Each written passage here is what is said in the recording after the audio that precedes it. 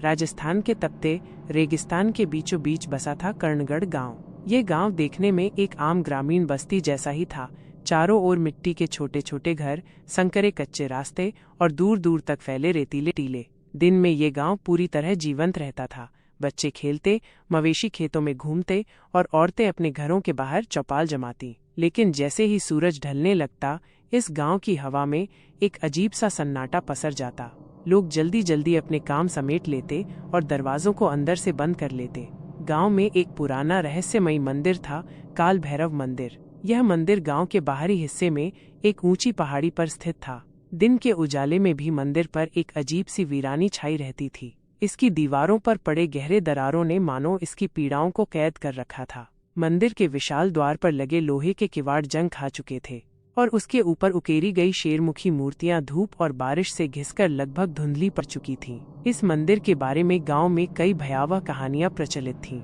लोगों का कहना था कि सैकड़ों साल पहले यहाँ पर एक भयानक तांत्रिक अनुष्ठान हुआ था, जिसके कारण मंदिर पर श्राप लग गया। किसी जमाने में यह मंदिर भगवान काल भैरव का शक्तिशाली स्थान हुआ करता था, लेकिन लालच और अंधकार में शक्तियों की चाहत ने इसे शापित बना दिया। बुजुर्ग बताते थे कि इस मंदिर के गर्भगृह में एक तांत्रिक की आत्मा कैद है, जो हर रात जाग उठती है। कहा जाता था कि जो भी सूर्यास्त के बाद उस मंदिर की चौखट लांघता है, वो फिर कभी लौटकर नहीं आता। उसकी आत्मा मंदिर की चारदीवारी में समा जाती है और उसका शरीर सुबह किसी न किसी रहस्यमयी अवस्था में पाया जाता है। कभी झुलसा हुआ, कभी पत्थर में बदला हुआ और कभी तो बिल्कुल गायब ही। गांव के बुजुर्ग हमेशा इन बातों को लेकर बेहद सतर्क रहते थे। हर साल मंदिर के पास एक खास पूजा होती थी, जिसमें पूरा गांव शामिल होता। यह पूजा सिर्फ एक कारण से की जाती थी, ताकि मंदिर की बुरी शक्तियां गांव में प्रवेश न करें। परंतु गांव की नई पीढ़ी इन बातों को महज अंधविश्वास और मनगढ़ंत कहानियां समझती थी। आज के युवा, जिन्होंने इंटरनेट और शहरों की रोशनी देखी थी, उन्हें ये कहानियां पुराने जमाने की बेबुनियाद डराने वाली बातें लगती थीं। कुछ युवक मंदिर के पास जाकर इन मान्यताओं का मजाक भी उड़ाते थे, लेकिन गांव के बड़े बुजुर्ग उन्हें बार बार समझाते थे कि ये मजाक करने की चीज नहीं है। ये श्राप सिर्फ एक कहानी नहीं, बल्कि हमारे पुरखों का देखा सुना सत्य है। जिसने भी इस श्राप को हल्के में लिया, उसने अपनी जान गंवाई है। पर सवाल ये था कि क्या सच में यह मंदिर श्रापित था, या फिर ये सिर्फ गाँव वालों की डर को बनाए रखने की कोशिश थी। जो भी हो, लेकिन सच जानने की हिम्मत अब तक किसी ने नहीं की थी। अर्जुन एक युवा पुरातत्वविद और इतिहासकार था। उसका जीवन रहस्यों की खोज और इतिहास के अनसुलझे अध्यायों को उजागर करने में बीतता था। उसे सदियों पुराने खंडहरों, मंदिरों और महलों की कहानियां आकर्षित करती थीं। जब भी वो किसी अज्ञात रहस्य के बारे में सुनता, तो उसकी उत्सुकता उसे वहां खींच ले जाती। वह मानता था कि हर मिथक के पीछे कोई न कोई ऐतिहासिक सच्चाई अवश्य होती है, जिसे लोग या तो भूल चुके होते हैं या जानबूझकर छुपाते हैं। जब उसने राजस्थान के कर्णगढ़ गांव में स्थित काल भैरव मंदिर के श्राप के बारे में सुना, तो उसका रोमांच बढ़ गया। गांव वालों की रहस्यमयी बातों और मंदिर को लेकर फैली दहशत ने उसके भीतर और अधिक सवाल खड़े कर दिए। कोई जगह सच में श्रापित कैसे हो सकती है? क्या इसके पीछे कोई वैज्ञानिक कारण है, या फिर यह सिर्फ डर और अंधविश्वास का नतीजा है? यही सवाल उसके मन में बार बार गूंज रहे थे। अर्जुन ने गांव में रहते हुए कई लोगों से मंदिर के बारे में जानने की कोशिश की, लेकिन हर बार उसे बस चुप्पी या अधूरी बातें ही मिली। कुछ गांव वाले सिर्फ उसकी बात सुनकर चुप हो जाते, तो कुछ उसे देखकर अपने घर के दरवाजे बंद कर लेते। जो थोड़ा बहुत बताते, वे भी डर और संशय से भरी कहानियां सुनाते। वहां मत जाओ साहब, वो जगह इंसानों के लिए नहीं बनी। कई लोग गए, लेकिन लौट कर नहीं आए, या जो लौटे वे जिंदा लाश बन गए। कुछ लोगों का मानना था कि मंदिर में रूहों का बसेरा है और वहां जाने वाले को वे आत्माएं जिंदा नहीं छोड़ती। कुछ ने कहा कि एक तांत्रिक की आत्मा वहां कैद है, जो हर रात जाग उठती है और मंदिर में कदम रखने वालों की आत्मा को अपने स्थान पर बांध लेती है। और जिनको ये सब कोरी गप लग रही थी, वह जानता था कि हर रहस्य के पीछे कोई न कोई तर्कसंगत कारण होता है, जिसे लोग समझ नहीं पाते और उसे अलौकिक घटनाओं का रूप दे देते हैं। लेकिन वह इस बात से हैरान था कि गांव के हर एक व्यक्ति मंदिर के विषय में बात करने से कतराता था। कोई भी स्पष्ट रूप से यह नहीं बता पा रहा था कि मंदिर के भीतर ऐसा क्या है जो इसे श्रापित बनाता है। एक दिन अर्जुन की मुलाकात गांव के सबसे बुजुर्ग व्यक्ति नागनाथ बाबा से हुई। बाबा की उम्र लगभग 90 साल थी, लेकिन उनकी आंखों में एक अजीब सा तेज था। वे इस गांव में पीढ़ियों से रह रहे थे और मंदिर से जुड़े सबसे पुराने किस्सों को जानते थे। जब अर्जुन ने उनसे मंदिर के बारे में पूछा, तो बाबा कुछ देर गहरी चुप्पी में डूबे रहे। फिर उन्होंने धीमे स्वर में कहा, बेटा, कई लोगों ने इस मंदिर का सच जानने की कोशिश की, लेकिन वे फिर कभी लौट कर नहीं आए। अर्जुन ने हंसते हुए कहा, बाबा, क्या सच में वहाँ कोई रूहें बसती हैं या ये सिर्फ डर की वजह से बनाई गई कहानियां हैं? बाबा ने गहरी सांस ली और गंभीर स्वर में बोले, ये सिर्फ कहानियां नहीं हैं। मैंने अपनी आंखों से इस मंदिर की भयानक सच्चाई देखी है। अर्जुन ने उत्सुकता से उनकी ओर देखा। आपने क्या देखा बाबा? बाबा का चेहरा अचानक डर से पीला पड़ गया। उनकी आवाज थोड़ी कांपने लगी। रात होते ही मंदिर जाग उठता है। वहाँ से अजीब अजीब आवाजें आती हैं। कई बार तो लोगों ने वहाँ पर काले धुएं जैसी आकृतियाँ देखी हैं, जो किसी को भी अपनी ओर खींच सकती हैं। अर्जुन को लगा कि बाबा शायद पुराने समय के अंधविश्वास से ग्रसित हैं, लेकिन फिर भी उसने और गहराई से पूछताछ करने का फैसला किया। बाबा, कोई ऐसा व्यक्ति है जिसने मंदिर के अंदर जाने की कोशिश की हो? बाबा ने उसकी ओर देखा और बोले, हाँ, बहुत लोग गए, लेकिन लौटकर नहीं आए, और जो लौटे वे पागल हो गए। उनके मुंह से सिर्फ एक ही शब्द निकलता था, वो मुझे बुला रहा है, वो मुझे बुला रहा है। बाबा ने अर्जुन की ओर झुककर एक आखिरी चेतावनी दी, बेटा, वहां जाने का ख्याल भी मत लाना। जो गया वो या तो मर गया या फिर उसकी आत्मा मंदिर की कैदी बन गई। लेकिन अर्जुन का मन अब इन चेतावनियों से और भी अधिक उत्सुक और जिज्ञासु हो चुका था। क्या वाकई वहां कुछ अलौकिक है या फिर ये केवल लोगों के मन का वहम है? उसका मन अब इस रहस्य को पूरी तरह उजागर करने की ठान चुका था। अब इस मंदिर का सच जानकर ही रहूंगा। वो नहीं जानता था कि उसका ये फैसला उसे जीवन और मृत्यु के बीच खड़ा करने वाला है। रात का तीसरा पहर था। पूरा गांव गहरी नींद में था, लेकिन अर्जुन की आंखों में नींद का नामो निशान तक नहीं था। उसने अपने बैग में एक मशाल, एक कैमरा, एक नोटबुक और कुछ टॉर्च रखी और धीरे धीरे गांव के बाहर स्थित उस श्रापित काल भैरव मंदिर की ओर कदम बढ़ाने लगा। जैसे ही वो गांव की सीमा पार कर जंगल के रास्ते पर पहुंचा, हवा अचानक ठंडी और बोझिल लगने लगी। सूखे पत्ते चरमरा रहे थे और रेगिस्तान की मध्यम मगर सर्द हवा उसकी रीढ़ में अजीब सा कंपन पैदा कर रही थी। आसमान में चांद अपनी पूरी रोशनी बिखेर रहा था, लेकिन फिर भी जंगल और मंदिर की ओर जाती संकरी राह में एक अजीब सा अंधकार छाया हुआ था। अर्जुन ने जैसे ही मंदिर का पहला दीदार किया, उसके कदम कुछ क्षणों के लिए ठिठक गए। मंदिर का विशाल गुंबद टूटा हुआ था और जगह जगह उगाई लताओं और घास ने इसे एक परित्यक्त खंडहर में बदल दिया था। चारों ओर फैली वीरानी और गहरी चुप्पी ने इस जगह को और भी भयावह बना दिया था। मंदिर के प्रवेश द्वार तक पहुंचते ही अर्जुन को एक अजीब सा एहसास हुआ, जैसे कोई उसे देख रहा हो। वो कुछ पल रुका, इधर उधर नजरें दौड़ाईं, लेकिन वहां सिर्फ मौन और अंधकार था। मंदिर के द्वार पर उकेरे गए प्राचीन शिलालेखों को उसने अपने कैमरे में कैद किया।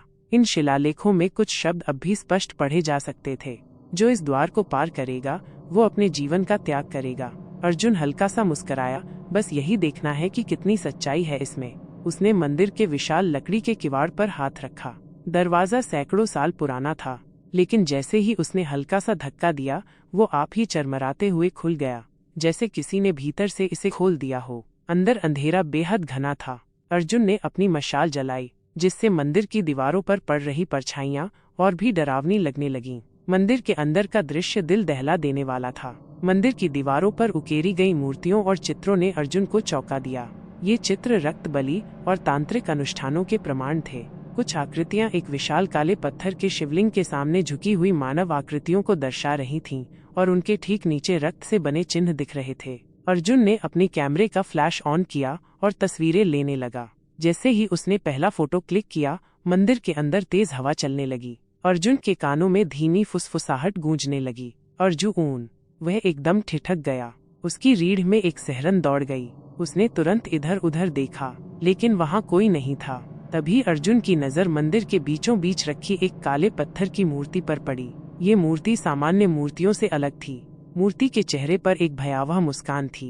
आंखों की जगह खाली गड्ढे थे, जिनसे ऐसा लग रहा था जैसे कोई उसमें देख रहा हो। चारों ओर सूखे खून के धब्बे थे, मानो किसी समय पर यहाँ बलि दी गई हो। अर्जुन आगे बढ़ा और गौर से मूर्ति को देखने लगा। जैसे ही उसने अपना हाथ मूर्ति के करीब किया, मंदिर के अंदर तेज आवाज में घंटियां बजने लगीं। मंदिर की हवा अचानक और गहरी और ठंडी हो गई। ऐसा लग रहा था मानो वहाँ कोई और भी मौजूद था, कोई जिसे देख पाना संभव नहीं था, लेकिन उसकी मौजूदगी महसूस हो रही थी। अर्जुन ने मशाल ऊपर उठाई और तभी पीछे से किसी ने उसके कंधे पर हाथ रखा। जैसे ही अर्जुन ने काले पत्थर की रहस्यमयी मूर्ति की ओर हाथ बढ़ाया, मंदिर के भीतर अचानक तेज हवा चलने लगी। हवा की सरसराहट किसी फुसफुसाहट की तरह सुनाई दे रही थी, मानो कोई अनदेखी शक्ति उससे कुछ कहना चाहती हो। अगले ही पल धड़ाम, मंदिर के विशाल दरवाजे अपने आप जोर से बंद हो गए। पूरा मंदिर भयावह अंधकार में डूब गया। अर्जुन ने अपनी मशाल ऊपर उठाई, लेकिन उसकी लौ अब धीमी और कांपती हुई जल रही थी, जैसे किसी अदृश्य ताकत ने उसकी रोशनी को दबोच लिया हो। चारों ओर से अजीब अजीब परछाइयां उठने लगीं। कुछ परछाइयां इंसानों जैसी थीं, लेकिन कुछ की आकृतियां इतनी भयानक थीं कि अर्जुन के रोंगटे खड़े हो गए। कुछ आकृतियां लंबे नुकीले दांतों वाली राक्षसी छायाओं की तरह दिख रही थीं। कुछ के चेहरे विकृत और जल चुके थे, मानो वे यंत्रणाओं में कैद आत्माएं हों। मंदिर की दीवारों पर उकेरी गई चित्रकथाएं, जो अभी तक स्थिर थीं, अब धीरे धीरे हिलती हुई प्रतीत हो रही थीं। मंदिर के अंदर की हवा अब इतनी भारी हो गई थी कि अर्जुन को सांस लेने में भी कठिनाई महसूस होने लगी। अर्जुन ने वहां से पीछे हटने की कोशिश की, लेकिन अचानक उसे महसूस हुआ कि उसके पैर जमीन से चिपक गए हैं। ये क्या हो रहा है? उसने घबराकर खुद को छुड़ाने की कोशिश की, लेकिन उसके शरीर पर किसी अदृश्य ताकत का शिकंजा कसता जा रहा था। तभी मंदिर के अंदर अचानक एक भारी गूंजती हुई आवाज उठी। यह आवाज इतनी तीव्र थी कि अर्जुन के कानों में झंझनाहट होने लगी। तूने मेरी शांति भंग कर दी, अब तुझे इसकी सजा मिलेगी। अर्जुन ने कांपती आंखों से मूर्ति की ओर देखा।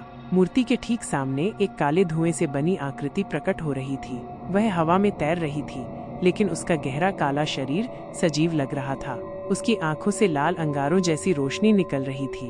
उसकी लंबी हड्डियों जैसी उंगलियां अर्जुन की ओर बढ़ रही थीं, और उसके चारों ओर भयंकर मंत्रों की ध्वनि गूंज रही थी, जैसे मंदिर में कोई अनुष्ठान फिर से जीवित हो रहा हो। अब अर्जुन को समझ में आ चुका था कि वो शक्ति कोई और नहीं, बल्कि त्रिकाल तांत्रिक की आत्मा थी। वही तांत्रिक जिसने सैकड़ों साल पहले अमरत्व प्राप्त करने के लिए नरबली दी थी, लेकिन साधु संतों ने उसे रोककर भयंकर शाप दिया था और इस मंदिर में कैद कर दिया था। आज सैकड़ों सालों बाद अर्जुन ने अनजाने में उसकी कैद तोड़ दी थी। त्रिकाल तांत्रिक ने अर्जुन की ओर हाथ बढ़ाया, और अर्जुन को लगा जैसे कोई अदृश्य शक्ति उसे हवा में उठाने लगी हो। मुझे जाने दो, अर्जुन ने संघर्ष करते हुए चिल्लाया, लेकिन उसकी आवाज मंदिर की गूंजती हुई डरावनी आवाजों में कहीं खो गई। अब अर्जुन को लगने लगा कि ये रात शायद उसकी जिंदगी की आखिरी रात होगी। त्रिकाल तांत्रिक का धुएं से बना भयावह शरीर हवा में तैर रहा था। उसकी आंखों से जलते हुए अंगारों जैसी लाल रोशनी निकल रही थी। उसकी हड्डियों जैसी लंबी उंगलियां अर्जुन की ओर बढ़ रही थीं, मानो उसकी आत्मा को पकड़ने ही वाली हो। इस मंदिर में जो आता है उसकी आत्मा मेरी जगह लेती है। अब तेरी आत्मा इस मंदिर की नई कैदी बनेगी। तांत्रिक की आवाज मंदिर की दीवारों से टकराकर गूंज रही थी। अर्जुन ने महसूस किया कि उसका शरीर किसी अदृश्य ताकत से जकड़ गया है। उसकी सांसें भारी हो रही थीं, और उसकी आंखों के सामने अंधेरा छाने लगा।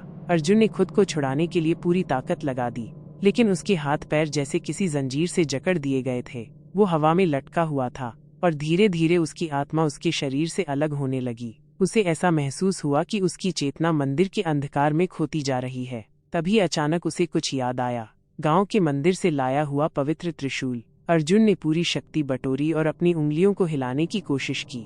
धीरे धीरे उसकी हाथ की पकड़ वापस आई। उसने अपने बैग की ओर देखा, जहां त्रिशूल चमक रहा था। यह वही त्रिशूल था जिसे गांव के पुजारी ने उसे सुरक्षा के लिए दिया था। अर्जुन ने पूरी ताकत लगाकर त्रिशूल निकाला और तांत्रिक की ओर फेंक दिया।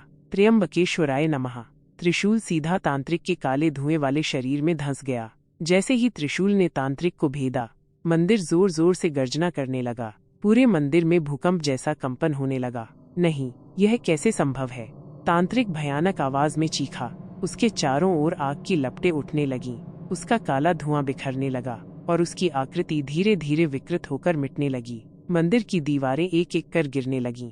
चारों ओर से मूर्तियां चटकने लगीं, और जमीन में दरारें पड़ गईं।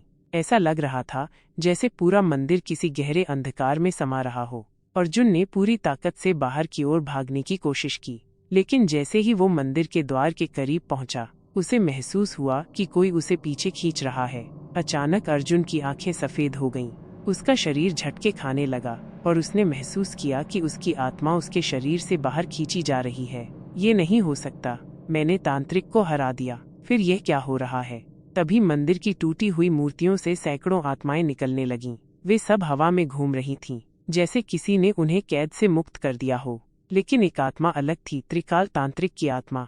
सुबह की हल्की रोशनी जैसे ही रेगिस्तान के वीरान कर्णगढ़ गांव पर पड़ी, लोगों ने मंदिर की दिशा में उठते काले धुएं को देखा। मंदिर के आसपास अजीब सा सन्नाटा पसरा हुआ था, जैसे वहां रात भर कोई भयंकर घटना घटी हो। गांव के कुछ लोग और बुजुर्ग नागनाथ बाबा धीरे धीरे मंदिर की ओर बढ़े। मंदिर के बाहर की जमीन पर गहरी दरारें पड़ चुकी थीं, जैसे किसी अलौकिक शक्ति ने उसे झकझोर दिया हो।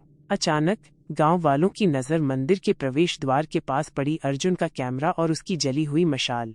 नागनाथ बाबा ने कांपते हाथों से कैमरा उठाया। कैमरा रेत और राख से ढका हुआ था, लेकिन अभी भी ठीक लग रहा था। गांव के लोग उसे लेकर वापस पहुंचे और कैमरे को चालू किया। स्क्रीन पर अंधेरा था, लेकिन कुछ देर बाद धुंधली रोशनी दिखाई दी। अर्जुन का चेहरा स्क्रीन पर उभरा। उसका चेहरा भय से भरा हुआ था, पसीने से तरबतर, और उसकी आंखों में दहशत थी। अगर कोई ये वीडियो देख रहा है तो कृपया इस मंदिर के करीब मत जाना।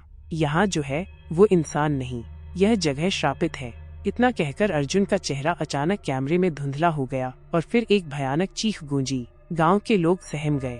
यह पहली बार था कि किसी ने मंदिर के अंदर के रहस्य को देखने की कोशिश की थी, और उसका हश्र क्या हुआ ये सबके सामने था। नागनाथ बाबा ने गंभीर स्वर में कहा, ये मंदिर फिर से जाग गया है, अब इसे बंद करना होगा। गांव वालों ने तुरंत मंदिर के दरवाजों को लोहे की जंजीरों और ताले से जकड़ दिया। वहां पूजा पाठ करके दोबारा ऐलान कर दिया गया कि अब इस मंदिर में कोई भी कदम नहीं रखेगा। रात होते ही गांव में अजीब घटनाएं होने लगीं। जब भी कोई मंदिर के करीब जाता, उसे ऐसा लगता कि कोई उसका नाम पुकार रहा है। हवाओं में कभी कभी किसी के रोने और फुसफुसाने की आवाजें आतीं। कुछ लोगों ने तो यहाँ तक कहा कि उन्होंने अर्जुन को मंदिर के दरवाजे के पीछे खड़े देखा। उसकी आंखें सफेद और भावहीन थीं। अब मंदिर के श्राप का नया शिकार अर्जुन बन चुका था, और एक नई आत्मा मंदिर में कैद हो गई थी। क्या कोई इस रहस्य को सुलझा पाएगा, या कर्णगढ़ का ये श्रापित मंदिर हमेशा के लिए अज्ञात रह जाएगा? आपको ये कहानी कैसी लगी, कमेंट करके जरूर बताएं। अगर आप हमारे चैनल पर नए हैं तो चैनल को लाइक और सब्सक्राइब करना न भूलें, और बेल आइकन को भी दबाएं। धन्यवाद।